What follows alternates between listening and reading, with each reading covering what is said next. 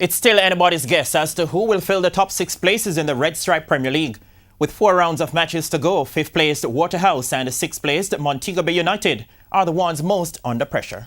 They knocked off the leaders on Thursday, and now Waterhouse are aiming for 3rd placed Tivoli Gardens as they try to strengthen their claim for a playoff berth. The entire Waterhouse team is feeling a revival, and the fans are beaming that this could be their year.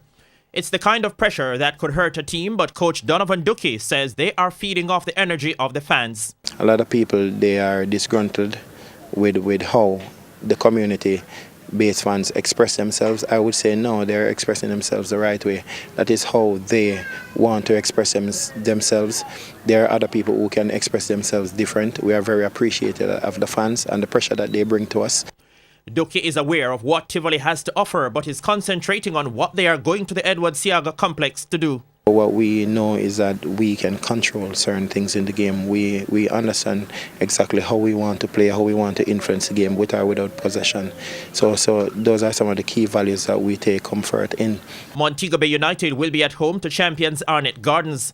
It's a time when you are unsure about which Arnett team will turn up, but Montego Bay United's coach Tim Hankinson knows there is no easy beating of a champion. We showed the team a picture of Muhammad Ali standing over Sonny Liston when Ali first won the championship, and what we explained to the team, to be a champion, you have to go out and beat the champion.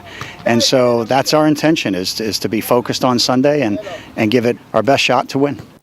Hankinson is also keen on adding more woes to the title holders who are having problems on and off the field.